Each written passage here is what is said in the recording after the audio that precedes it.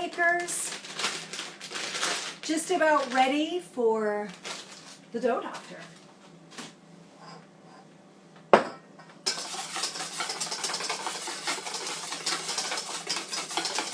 Hello. Hi everyone. Just whipping up some cream for demo. We'll start right at 12 o'clock. Let me know where you're logging on from. And also get those questions in the comments.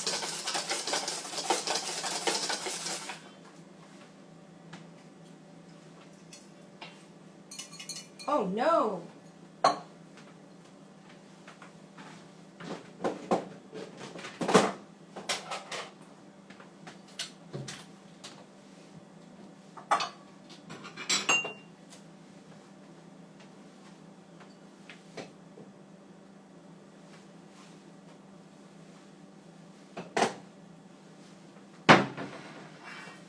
Hello, hello, hello.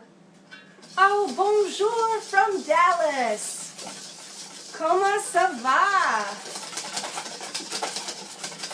All right, it's 12 noon it's 12 noon here in Los Angeles, bakers, and we are going to get started with another episode of the DoughDr. I'm your host and resident baking expert, Colette Christian, and my job is to keep you baking in the kitchen, enjoying the hobby that you love, and off the internet because we answer your questions right here. So you don't have to spend hours sifting through too much information.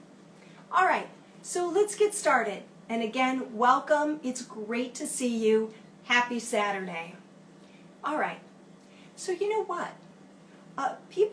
I really feel that there was not a lot of baking going on this week because I didn't get a lot of questions coming in. We came off of a long weekend where barbecue and outdoor cooking was pretty much our focus, then back to work, kind of a scurry. So let's talk about the questions that did come in over the week. I had a question about instant yeast. One of our bakers wrote in and asked, she said, "Chef, is there any instant yeast in the supermarket?" And the answer is yes. Now, we've probably touched on this before, but I want to say it again. Instant yeast in the supermarket is it's in disguise. It is called bread machine yeast.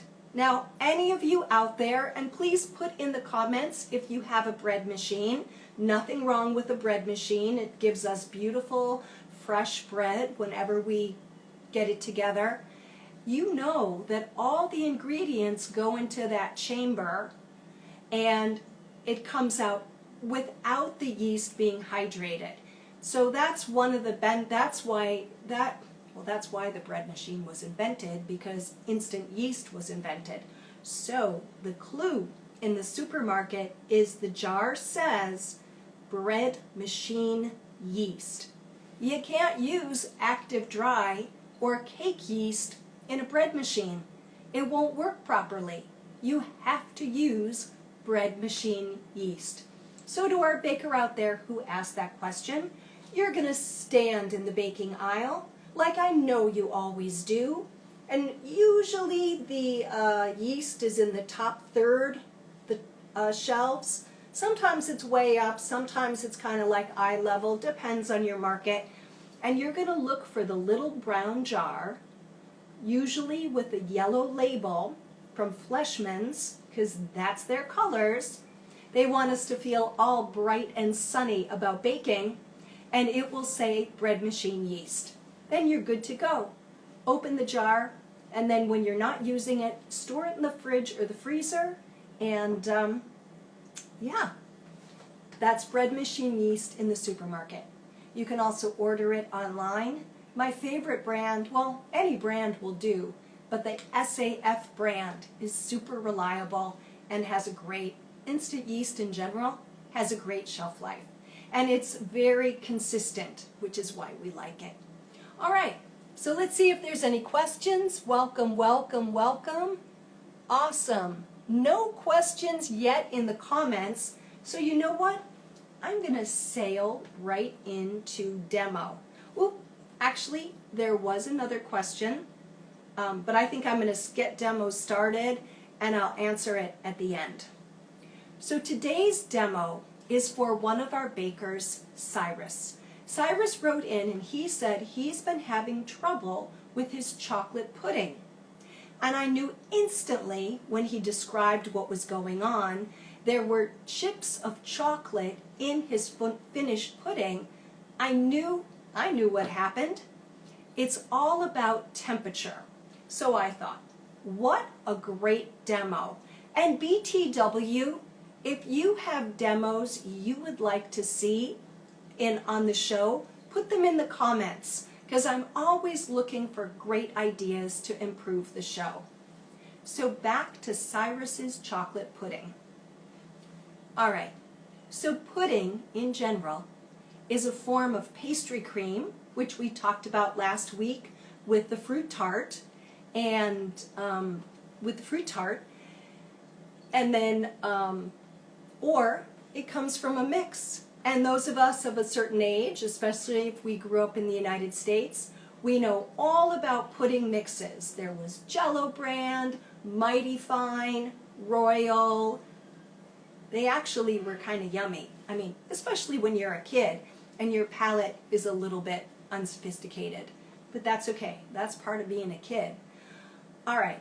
So this chocolate pudding and the recipe will be on my website, bakingwithcolette.com, by tomorrow evening, because I tweaked it for the past couple of days. Is an extended pastry cream. It's basically pastry cream with cocoa and chocolate added. So you might think, all right, isn't cocoa just enough? Well, cocoa will give you a credible pudding, chocolate pudding, but a little bit of chocolate melted in at the end adds to richness and mouthfeel. Sometimes chocolate puddings made just with cocoa can be gritty, all right? Now, one more thing about cocoa powder. And bakers, this is for your edification, for your knowledge, because oftentimes we have a really lovely base recipe, maybe a vanilla pound cake, maybe a lovely macaron, and we want to make it chocolate. So we think, well, I will just add cocoa, or I'll take out some of the flour and I'll add cocoa. And that's okay, but the thing with cocoa powder, it's a thickener and a dryer. So we have to be super mindful about how much we add, and usually, especially and you'll see when we get started here, it needs to be mixed thoroughly into whatever other dry ingredients are in the recipe. All right? Think of it. Cocoa's got to mingle well with the party, or else it just doesn't work. And I did see a question come in about gelatin, so that's in the back of my mind. I will get to that shortly. Now, I do know one of our bakers told me that the comments, they're transparent, but when, of course, we have comments, sometimes that can make the demo a little bit more challenging to see. So I'll try to lift things up so that you can see everything. If you don't, if you can't see what I'm doing, you just let me know. All right. So Cyrus's chocolate pudding, the ingredients are, and it's going to seem a little bit confusing, but what we want to avoid is having to strain this pastry cream. So there's 2 milks and 2 sugars, and that's totally fine. All right, so let's get started. I have my I have a small little camp stove right here so that I didn't want to turn my back on you guys, all right? But what I'm going to do is I'm heating the first milk, the first sugar, and a pinch of salt up to a low boil in a medium saucepan. Okay? So that's sugar number 1. Sugar number 1 and sugar number 2 are the same amounts. So that's not going to, you don't, just the same, they're just separate. I'm going to dump that in. Okay? Can anybody tell me in the comments, why am I adding salt to chocolate pudding? Put it in the comments. Why? Let's test our knowledge. I could tell you, but I want you to tell me. All right. My little burner is heated up, so I should be heating up, so I'll be able to transfer things. So we're heating the milk, the sugar, and the pinch of salt to a low boil. I'm going to take a whisk, and I'm just going to whisk this mixture lightly. Okay? And you might be thinking, what is the sugar doing in there? Well, what the sugar is doing is it's lowers slightly the boiling point of the milk, so it's a little bit quicker, and it protects the milk from scalding. If you remember making hot chocolate as a kid, or maybe as an adult kid, heating milk up to a boil in a pot, it often burns on the bottom. So the sugar interrupts that burn, so we don't have a skin on the top, and we don't have any burned bits on the bottom. Okay?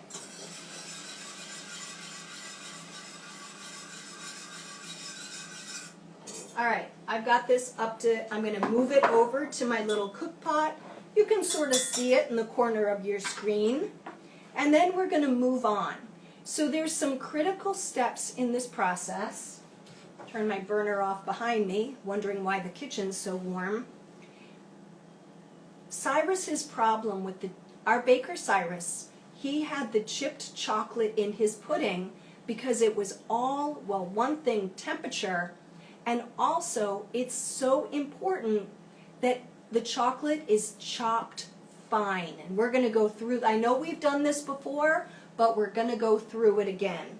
But first, what we're going to do is we're going to combine the cornstarch, because that's our thickener, the cocoa powder, and I'm using Hershey's Special Dark Cocoa. You can use natural cocoa, but if you can get like a dark cocoa or a Dutch processed cocoa, your pudding is going to be a little bit richer. And then I'm going to whisk I'm whisking the cocoa, the cornstarch, and the sugar together.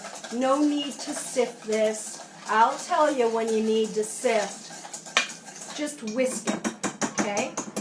Then what we're going to do is we have the second milk. We're going to go ahead and add that. And we're going to whisk that into our dry ingredients. This helps with clumping. There we go. And see, it's all nice and smooth. I don't want to spill it. And then we're going to go ahead, and I have 2 egg yolks and a whole egg. Save the extra egg whites and make yourself a half batch of macarons. By the way, bakers, I have great news. My book, Mastering Macarons, Classic to Contemporary Techniques, is going on Amazon soon. I am so thrilled. So you'll all be able to buy it and use your Amazon Prime. So that was the best news I got this week. And for those of you who have it, thank you so much for the 5-star reviews. Much appreciated. Okay, while I was making that announcement, I just added the egg and the egg yolks to the cornstarch, cocoa, sugar number 2, milk number 2 mixture. All right? Now, before we go much further, I want to talk about the chocolate. So I'm just going to put that hot milk over to the side. This recipe just gets 100 grams, and this recipe is in grams. Because bakers, you will not have good outcomes if you're not weighing your ingredients. Cups are perfectly fine for measuring out rice, but not for baking. And you guys know this already. If you ever have any questions about a scale, a good scale, you let me know, because I have my favorites. All right. So we did this a few weeks ago, and I hope it doesn't, I hope it shows up well. All right. So whenever you're making chocolate pudding, or a chocolate pastry cream, which is basically what chocolate pudding is, the chocolate has to be fine, because we're just going to melt this chocolate in the residual heat once our pudding is thickened. So if your chocolate is in pieces that are big, it's not going to work. It will never melt all the way through. Now I see this with my culinary and baking students. It's like, and I know you guys do it, I think you're afraid to chop chocolate. It is scary. It seems at any moment the knife could flip up and stab you in the palm. What worries you when you go to chop chocolate? But if you notice how I'm doing this, my hand is not near that blade, and I have it nice and steady, so it's not going to flip up. If you have a big block of chocolate, you're slicing on a diagonal, and I'm steadying the knife, the top of the knife with my hand. But if you don't chop up your chocolate, and even chips, they need to be pretty fine. And you can always, if you have a little food processor, it's not great for the blade, but you can, it can be done. You can chop your chocolate in the little food processor. But if you don't get the chocolate fine, forget it. Use a pudding recipe that just has cocoa in it, and it'll kind of taste like 1953, but that's okay. Pudding was delicious. It'll be a little retro, because this chocolate in puddings, this is more of like a 90s thing. All right, so let's get back into the groove here. All right, so I'm putting my hot milk back on my little burner. I'm going to bring back my egg, cocoa, sugar, cornstarch mixture. Okay? So now we're going to do a technique called tempering. If I threw this mixture into my hot milk, the eggs would scramble, potentially. And all the chefs who are in the audience, you know this, and you're going, uh-huh, uh-huh. And baking and pastry, you know this, you know this. So we have to bring this mixture closer to this temperature before we start cooking things. All right? Now, oh, by the way, if you have a messy whisk and you don't want it to drip everywhere, turn it. You can do this with a spatula too, and it helps control the mess. All right. I'm going to use this whisk in a second, so you know what? Okay.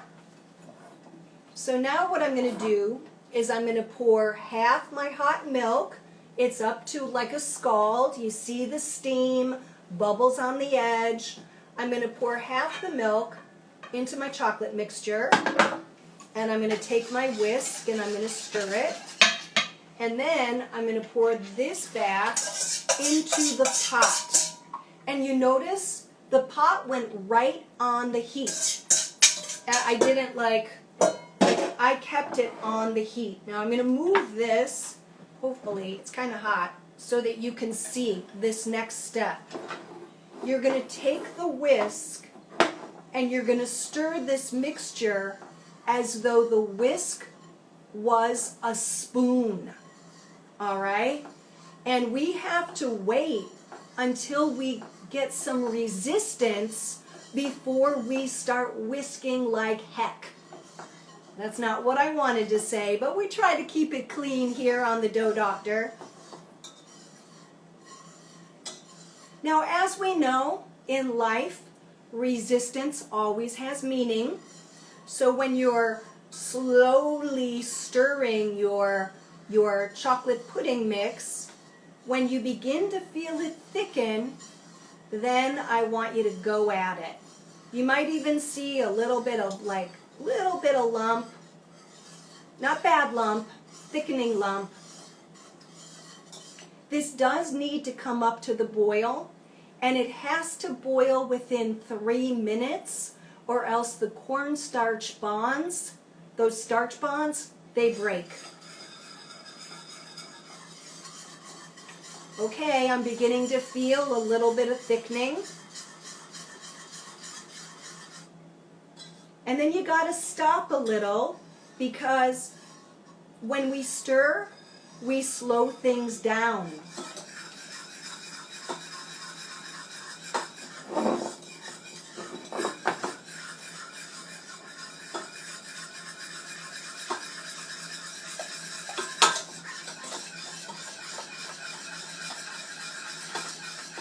Now, the other thing too is you might have to take it on and off the stove, and that's okay.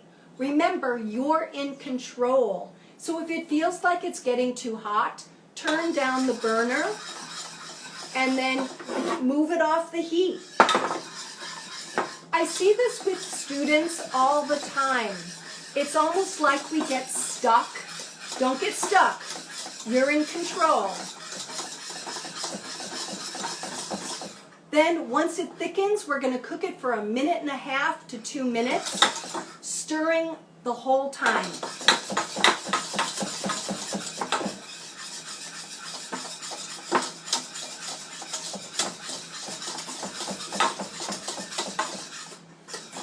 Do not use a silicone whisk. It will not work. All right. So now I'm going to turn my heat off, and I'm going to shove my burner, which is very hot, off to the side. There's our pudding right there. First thing that goes in when this is good and hot is the finely chopped chocolate, 100 grams. Okay, now I'm going to switch to a spatula, which I have right here. Do not add, the remaining 2 ingredients are butter and vanilla. Do not add them until the chocolate is perfectly melted. But this is it. That chocolate not being finely chopped and dumping everything else in, which cools down. You need the residual heat to melt everything. Okay? It's nice and thick. It looks great. Now I have 28 grams of softened butter. The chocolate is fully melted. Done. I just plopped in my butter.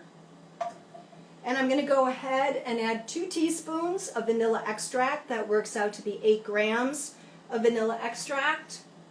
You could use vanilla bean paste, but if you're not going to see it, vanilla bean paste, I don't waste it. Just dropped my whisk. Full disclosure. I don't waste it if I'm not going to see it. I mean, I know it has really beautiful flavor, but it all depends. Depends on your budget. All right, everything is in. It's really gorgeous. But I have one more trick up my sleeve, because here at the DoughDr, the baking tricks, they just don't end. All right, in any credible pastry kitchen, there's going to be, whoops, I think I got some chocolate on my jacket. That's okay, we'll live.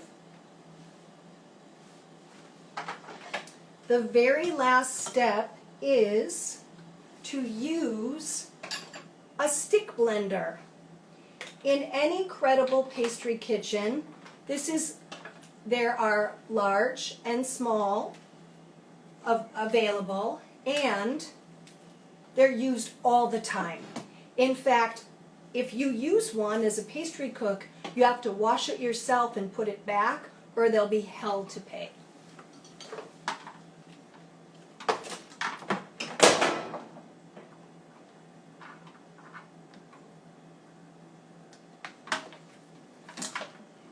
So this is the final for pastry cream and for pudding. Okay, listen.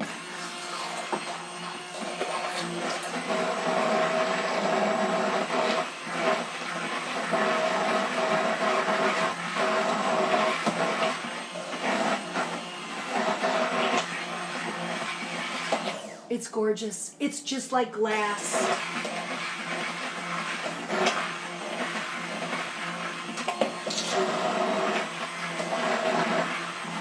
Then stop as soon as it's smooth. Do not get mesmerized. I see, Cyrus, you could melt the chocolate, but that's an extra step, and that's more mess, and this is just, it will melt in the pastry cream, so it just saves a step. And this is what the pros would do, so, why not try to be as efficient as possible? You could melt the chocolate in the microwave and add it, but I don't know, this is pretty quick and efficient. But if that makes you feel more comfortable, go ahead and melt it. Totally fine. I really try to save you dishes though, because one thing about this beloved activity of ours, it makes a mess. So that's it. And then right away, the pudding should go into the dishes that you're going to serve it in. And then I've got two questions. So one of the questions about the pudding, is cornstarch flavor a problem? No. Cook it for that 1.5 to 2 minutes, and you won't taste it. It's not like flour. Back in the day, pastry cream was made with flour, and a lot, and you could taste it. If you think about it, if you buy a pudding mix, that's all modified cornstarch. All of it. That's the key thickener, and so we don't taste it, right? So if it's cooked out properly, you'll be fine. Now before we go, I have made a mess, but that's okay. It's all about chocolate. I'll call Serve Pro. It'll be fine.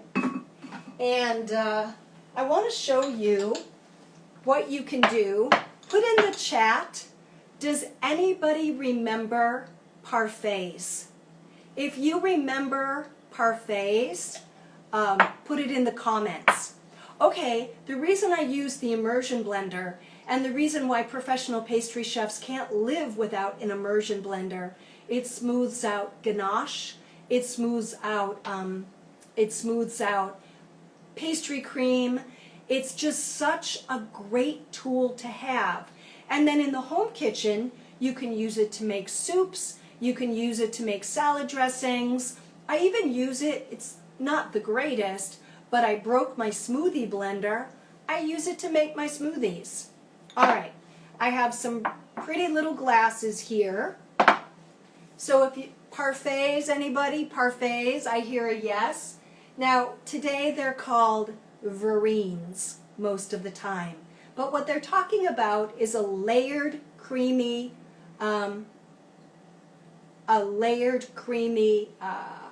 dessert. So I've got a comment that the immersion blender wasn't allowed to be used when one of our bakers was in culinary school. I didn't use it in culinary school either. I mean, I did go to culinary school a while ago, but I worked for the Patina Group. I've worked for a couple really upscale baking companies and luxury hotels, and we always had an immersion blender, like always. This one is a Russell Hobbs. I got it on Amazon for $17, and I really like it. All right, so before we go, everyone, here's some pudding that I made earlier today, and it's set up really well. I threw it in a piping bag with a plain round tip, and I'm just going to pipe. You know what? I'll just do one because we're almost out of time.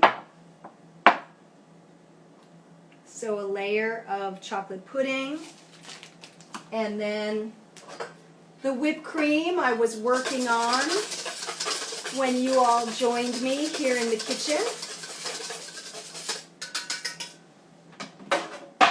Oh, and you know what? I'm going to use a star tip for the cream, and I've got a large pastry bag and a large tip. Here's something I can teach you. If you want to cut the bag perfectly, drop the tip into the bag. Take your kitchen scissors, which you use only for the kitchen, right? And you score the bag a ½ inch from the top, and you pull it off, and you're done. Isn't that great? I learned that in a Wilton class when I was cake decorating class when I was 18 years old. So anyway,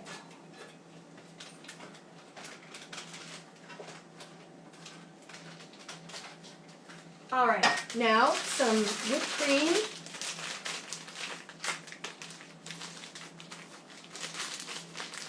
You could go crazy with this. You could layer this with Oreos and with brownie, you know, the sides of brownies that we never know when we have to trim our brownies. Like, what am I going to do with these? Make a chocolate pudding brownie parfait. This would be great to do for Father's Day, which is coming up.